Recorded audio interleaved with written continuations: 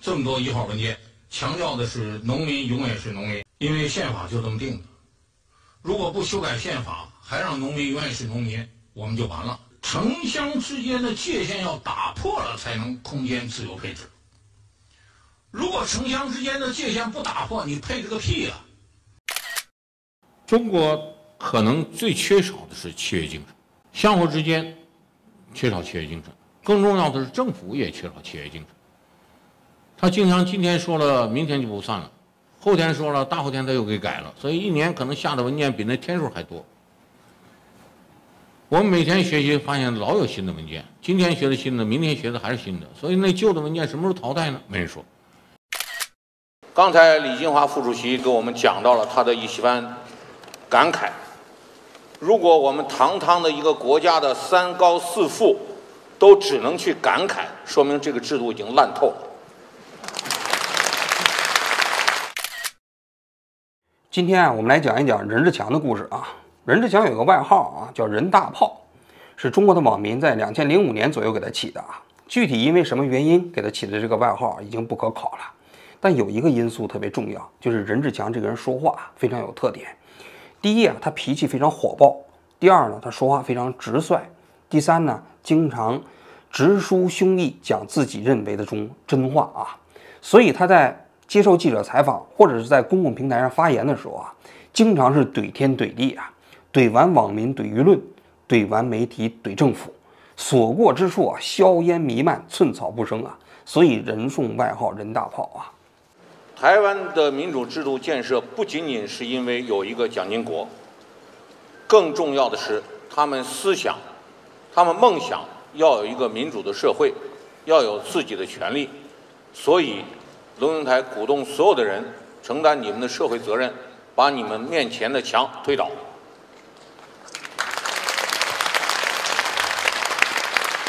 在中国的现状情况下，我们唯一的社会责任就是在座的所有各位，你们努力地站起来，把我们面前墙推倒，建立我们社会民主制度。任志强的最后一炮啊，大家都知道，就是在2020年的年初，这一年的2月底啊，在网上流传着一个网文啊，万言书啊，字数非常长啊。当时的背景啊，是中国的武汉刚刚发生疫情，在春节之前，武汉实行了封城。所以呢，中国当时的疫情防控啊，正处在一个关键时期。就在这个时候啊，中共搞了一个17万人共同参加的一个大会啊。当然了，这个大会我不用说，大家也都知道，肯定是总结经验呀，总结成绩啊。因为中共从来都是把坏事变成好事嘛。但是这个会议召开之后不久啊，就流传了这篇网文。这篇网文呢，就对这次17万人的大会当时的整个这样一个叙述逻辑啊，进行了非常直接的批驳。同时呢，他把炮口啊对准了习近平。他说习近平啊，就是一个没穿衣服的跳梁小丑，就是一个想当皇上的野心家。谁要是敢妨碍他这样的一个野心呢，他就让他灭亡。你想这话说的可太严重了啊！你想想，习近平当时虽然修宪了，还没有连任啊，大家都知道他想当皇上，但是呢，这话也没人敢说呀。谁要是敢说出来，那你想想这下场，这就相当于三国时期的击鼓骂曹啊，这是讨袭檄文呐。所以当时我看到这个流传的网文之后啊，大吃一惊，我就给国内的一个朋友打电话。我这个国内的朋友啊，跟任志强关系比较密切，他在电话里含含糊糊跟我讲，他说就是任志强写的。我当时就觉得坏了，任志强肯定要出事儿。果不其然啊，3月12号的时候，任志强就失踪了。他的好朋友王英啊，当时还在朋友圈里头啊发寻人启事啊。然后呢，3月19号，任志强已经被抓走了。7月23号啊，北京市西城区的纪委就宣布开除任志强党籍，就说啊，任志强这个人对党不忠诚、不老实，污蔑党，说歪曲党的历史，给党抹黑等等，这话说得非常重啊。因为对中共党员来说啊，开除党籍是非常重的处分，尤其是在司法审判之前，如果要是开除了党籍，那就说明什么？你就不再是党的同志了。那也就意味着司法审判的过程中间不会再给你留一点点情面了。果不其然啊，9月22号啊，北京市第2中级人民法院宣判啊，任志强被判有期徒刑18年，罪名呢是贪污受贿、挪用公款、滥用职权4项。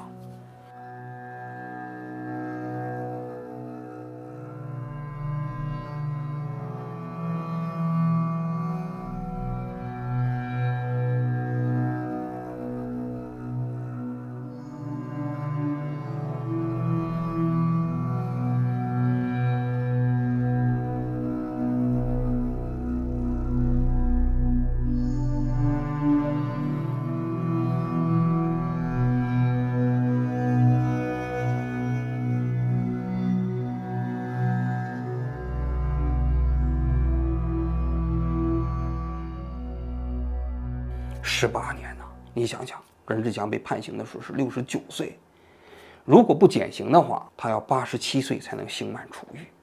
以中国监狱的这种状况啊，也包括任志强是讨伐习近平的这么一个罪名啊，他能活着走出监狱的可能性已经不大了啊。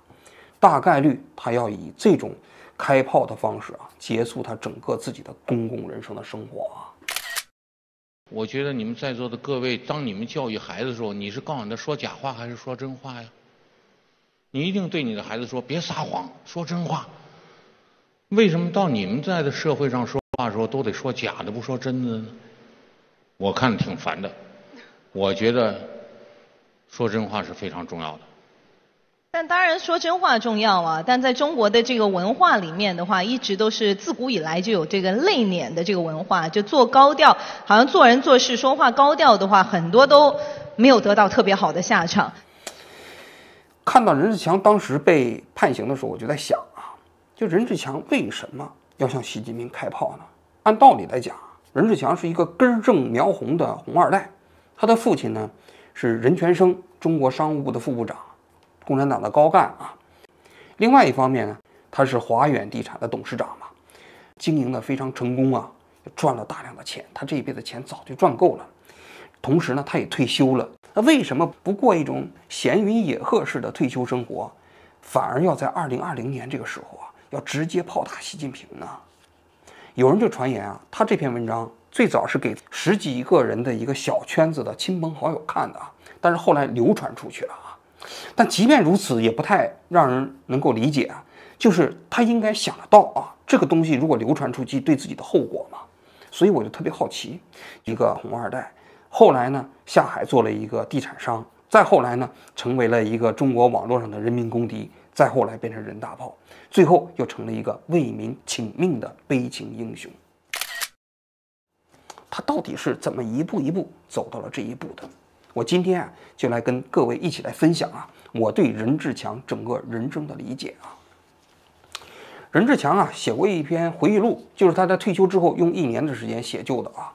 这几天我仔细看过他的回忆录啊，我才发现啊，任志强不是第一次蹲监狱，他在1985年的时候啊就曾经被抓起来过1年零2个月的时间，而在晚年当他成为了一个公共知识分子的时候，又进了监狱啊。所以任志强性格中间呢，可能有某种因素啊，成为了他冥冥中间的某种宿命。那探寻他的这种性格，也包括他的履历啊，我觉得啊，从某种角度来讲啊，我们也可以更好的理解任志强，更好的理解这个时代啊。86年的时候吧，我从监狱出来的时候，头发基本上就是白的。但为了保持一定社会形象，所以说就染了头发了。退休了，我已经没有这些义务了，所以不需要再染头发了。还原自己的真相，可能真实永远比虚假东西要好。所以你会更加喜欢现在的自己？我从来都喜欢自己，过去的自己我也喜欢。任志强从小生活在北京的一个大的4合院里，因为他父亲是一个高级干部嘛。初中的时候呢，正好赶上了文化大革命，他也就加入了红卫兵啊。他的哥哥当时还是北京市啊高中的红卫兵中间一个叫第1司令部的副司令，他们家里啊还经常是他们这个学生司令部中间的一个据点，经常开会啊、组织啊什么之类的啊。他当时就讲，他自己有一个同学的母亲啊，就在北京的女红卫兵的批斗过程中间被活活打死了。所以啊，他当时啊，对这个红卫兵打砸抢烧这样的行动啊，也是一直啊，说有点不理解。但是呢，其实也被裹挟的参加这个运动中啊，也到全国各地去串联呀。但很快，他的父亲呢就被打倒了，因为北京市的红卫兵，如果大家熟悉历史的都知道，最早就是一批北京市的高干子弟把它发动起来的。结果不久，这批高干子弟呢，父亲被打倒之后呢，这些红卫兵就成了黑五类，就靠边站了。当时任志强也不例外啊，他说有那么1-2年的时间无所事事啊，跟那一些同学爬香山呐，然后就把别人家的狗啊打死之后啊，再煮着吃啊，然后还到那个密云水库里去捞鱼啊，捞完鱼之后在自己家里头支大锅啊来煮啊来吃啊。很快，老毛就号召啊城里的知识青年啊到农村广阔的天地去接受贫下中农的再教育。这个时候，当时北京市规定啊，你们家里所有的子女啊，只能有1个人留京指标，其他人都得上山下乡。任志强他们家呢，就是他的姐姐啊留在了北京，其他人也必须上山下乡。他当时上山下乡的地点呢，就在延安下面的一个贫穷的山村。跟他们一起去的呢，就有他们学校的辅导员王岐山。王岐山啊，是任志强读初中时期的辅导员，他们都是北京35中的学生。任志强是初1的学生，王岐山是高2的学生。当时，任志强说，他们的第1任的辅导员是姚依林的儿子，这个第3任的辅导员就是这个王岐山。所以你看，任志强当时啊所上的学校啊，确实不简单啊。他们去的这个延安下面的这个山村非常之贫穷啊，7、8个小伙子住在一个窑洞里啊，然后每天就干那些粗鄙的那个农活啊。干了一段时间之后，他们还结伴一起去跑到了延安，去朝拜了一下革命的圣地啊。据他自己在回忆录里头讲，到了延安之后挺感失望的，因为延安当时啊一共就1条街道，然后街上呢尘土飞扬。他们爬到了那个宝塔山上，当时那宝塔山上那宝塔嘛，年久失修啊，摇摇欲坠啊。他们一直爬到最顶上，顶上到处都写着到此一游，把自己的名字也刻在了那个宝塔上面的那个梁柱上啊。待了几个月之后啊，据他自己讲就被摔伤了，就回北京去养病。病好了之后啊，他没有回到延安，他就到东北的莫尔道嘎去下乡去了。东北的莫尔道嘎啊，实际上属于内蒙古，但它属于一个林区，就是内蒙古的最北端，跟黑龙江交界的一个地方啊。但这个地方的自然条件就比陕北要好得多，所以农民吃饭呢都是没什么问题的。他就讲那时候冬天啊，没有什么农活的时候，大家就猫冬，然后这些东北的农民就在一起喝酒，一喝多了，大家就把他抬到雪地上去，然后家里的女人就把自己的男人拽回自己的家啊。他在东北这地方下乡啊，也没待几个月，他就参军，进到了赫赫有名的38军。这38军有个334团啊，就全部都是干部子弟组成的，被人称之为子弟兵，也被称之为后门兵。他就在这个334团4连就做了一名战士。一开始呢，就是在炊事班里，后来又去了特务连啊。他自己不讳言啊，他实际上参军就是走后门啊。因为我们看任志强的前半生，确确实实啊，他这个红2代的家庭背景啊，对他起到了非常大的作用。你想想，他当时下乡到了陕北啊，几个月之后受伤回到北京，好了之后就没有回陕北嘛，就去了莫尔道嘎嘛。到了莫尔道嘎之后没几个月，又参军进了38军。整个这过程如果没有他家庭的影响，他肯定是做不到的。就包括他在部队里啊，他说当时他们的部队想要买汽车，他就自告奋勇到北京，他找到了他的母亲，他母亲给他批了一张条子，他于是就帮自己的部队买了一辆卡车开了回去，然后他跟他自己的部队里的小伙伴一起开卡车出去兜风，结果还把卡车撞到树上了啊！后来自卫还击战的时候，他们这支部队就在中蒙边界驻防，天天挖战壕，因为当时邓小平要打越南嘛，那就非常担心苏联在北边啊策应越南打中国，所以也派了38军到中蒙边境去驻防啊。这个时候呢，他已经是一个小的干部了啊。他要复员之前，他做到了连队的参谋。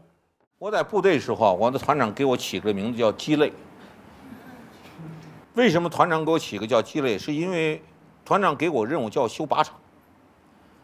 我的副团长就带着一个连队，全国最有名的钢八连，到靶场去要打靶。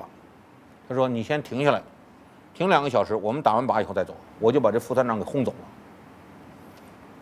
要不然你去跟团长请示，我不修这个靶场。要不然我要完成团长的指示，你比团长官小，对不起，你回去吧。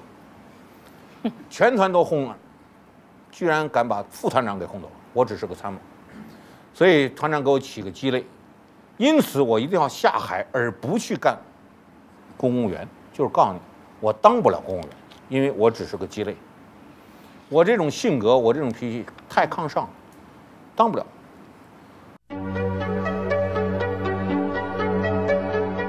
80年左右啊，全社会都开始改革开放了，他就复员回到了北京。当时他有一个堂哥呢，在北京办了一个北京青年服务社吧，他呢就动心了，就觉得这个东西啊挺好的。于是呢，他就在那北京青年服务社下面又成立了一个组织啊，他自命为经理啊。他说他做的第一笔生意呢，就卖兔子皮。他跑到了广州，自己占有了家里面啊，找到了那个外贸公司。外贸公司呢，他就跟外贸公司签订了一个收购兔子皮的这么一个合同。然后他到农民那个地方收购兔子皮，卖到了那里啊，让他见识了改革开放时期的广东。任志强这个人呢，脑子比较活，因为北京当时很多单位啊都是统购统销啊，一个单位里头很多东西都自己卖啊，他们就拉了很多单位的这样的生意，就是你单位要采购东西，我一下子给你一大批，相当于做批发嘛。然后他们其实做的还是不错的啊。他在这儿只干了1、2年，当时北京有个叫中国农业科学院。那个头呢，跟他们家关系不错，认识他啊。正好农科院呢要搞第3产，然后呢就请任志强过去做一个委托管理，就是把整个农科院的3产全部承包下来，成立一家公司，让任志强做经理。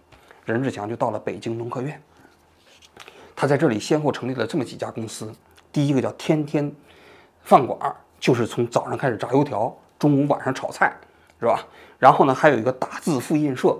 找一帮高中毕业的小姑娘，就给那农科院的那些人呢搞打字复印的印刷呀什么之类的。第3个就搞了一个工程队，就是给这个农科院的各个单位啊，就修修补补啊，建一点那种临时的房子啊。这个过程中间，他说了，他还走过后门，为什么呢？因为当时北京这些小饭馆啊，一般的饭馆都不能卖啤酒，也没有啤酒可买。这个时候呢，他的母亲呢就调到了北京二商局当局长。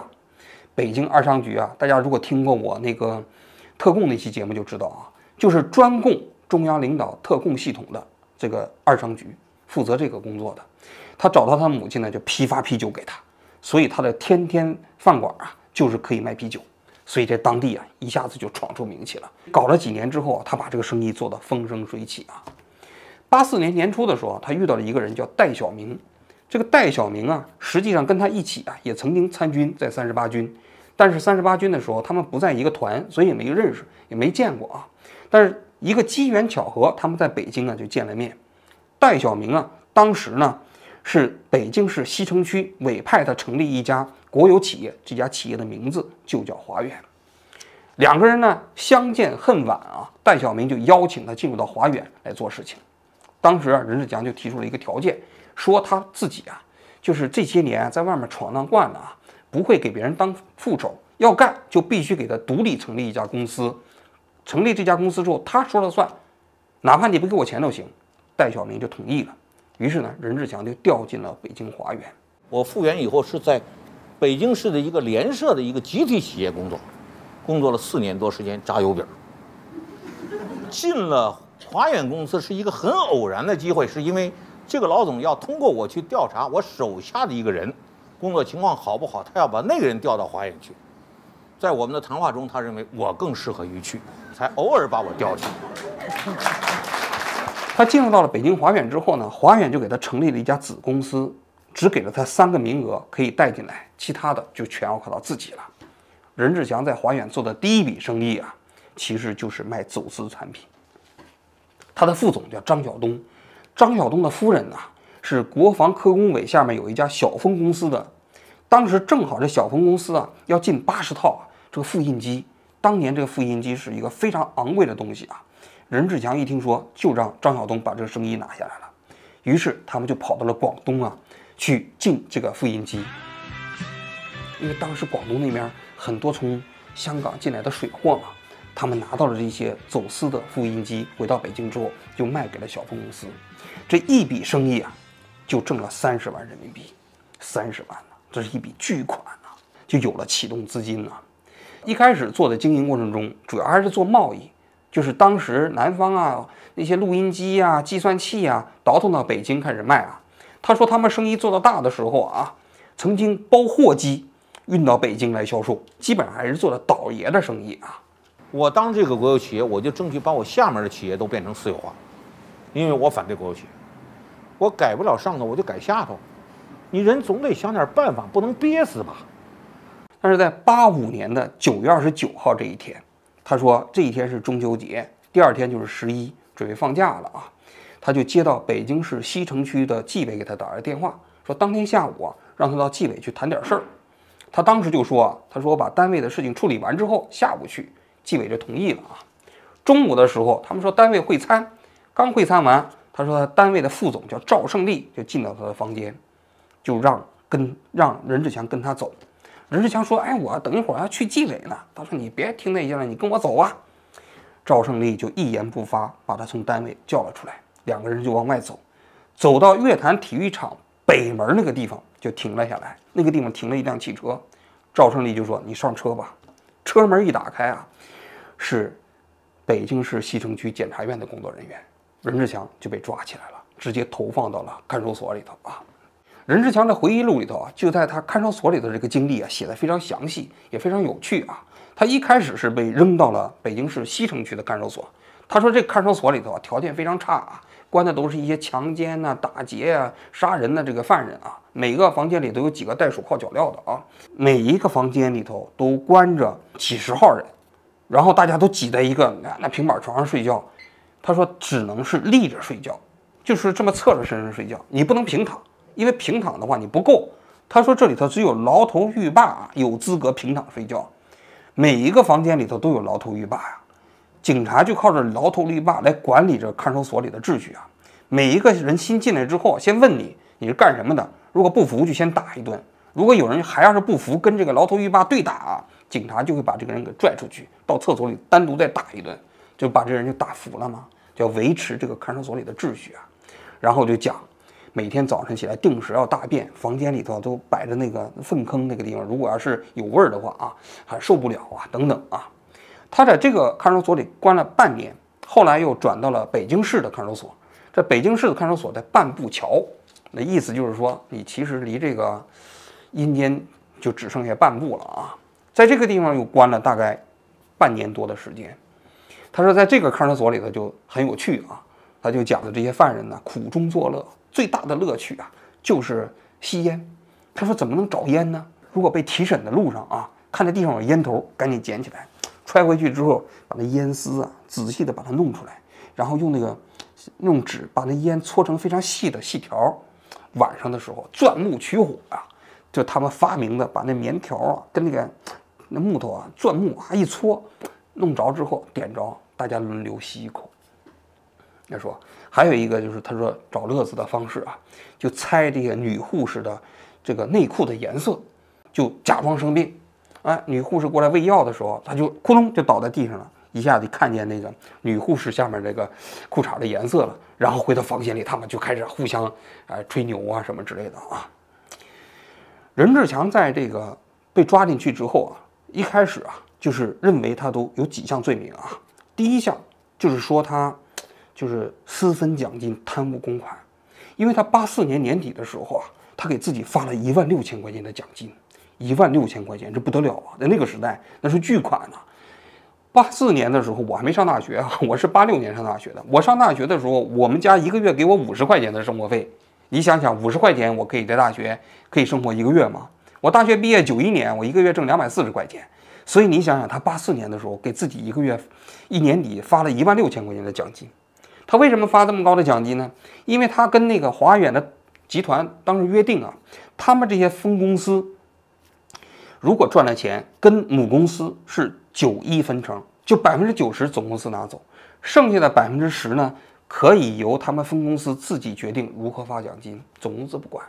这是写到会议纪要里头了，也作为一个政策执行下去的。所以那一年他们不是赚了很多钱吗？84年啊，于是他就给自己发了16000块钱，给他的副总张晓东也发了16000块钱。然后他们俩一人买了一个报废的拉达车，就是苏联的那个进口小车啊，可能是被人盯上了，觉得这个太招摇，就把他给举报了。但是由于当时戴晓明呢就说，的确是跟他们分公司有这个政策，所以检察院查了一段时间之后呢，也没查出一个所以然啊，就把他扣押的检察院里的钱都还给他妹妹了。接着之后就查他其他的问题，就查他跟小丰公司做的那笔生意，就是买那个走私的那个打字复印机的事儿啊。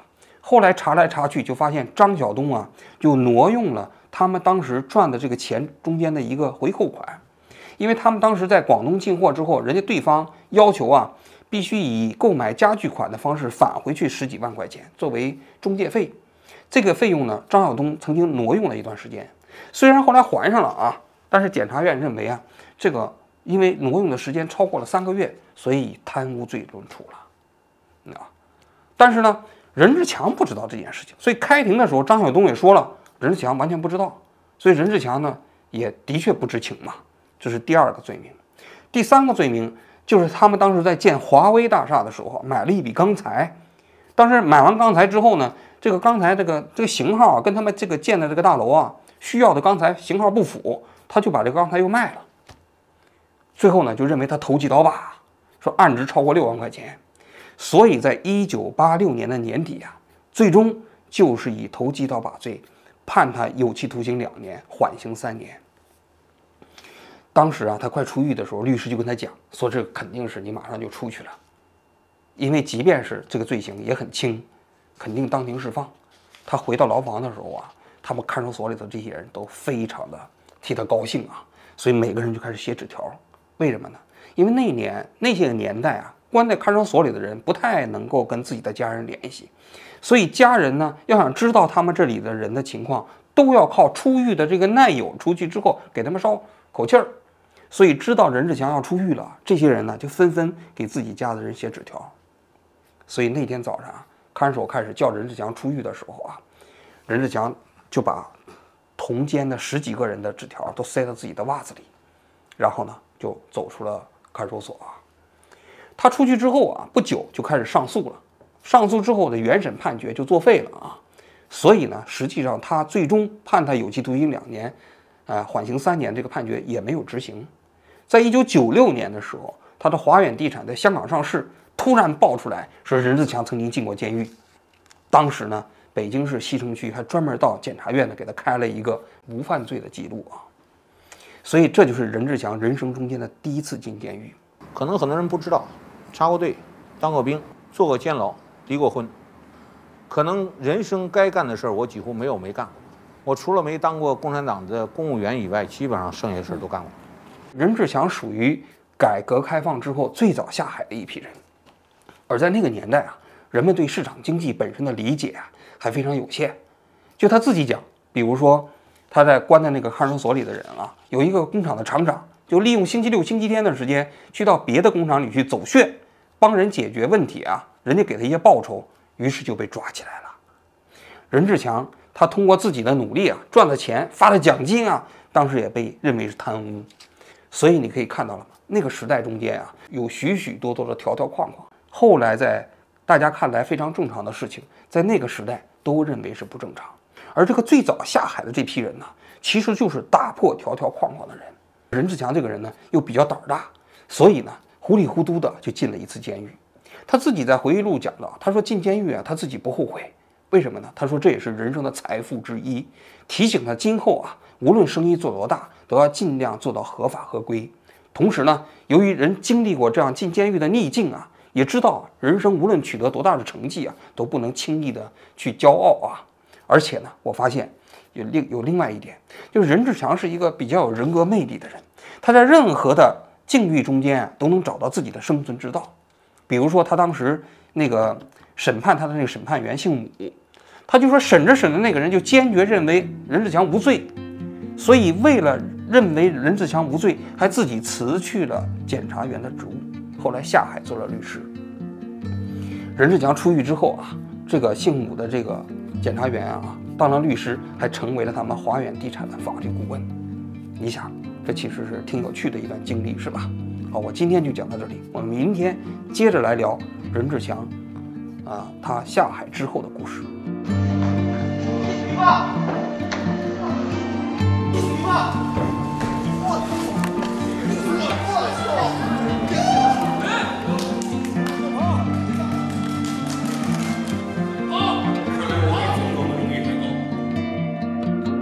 我现在所以他说是自我保护的武器，是武器啊，公民武器，是公民自我保护武器。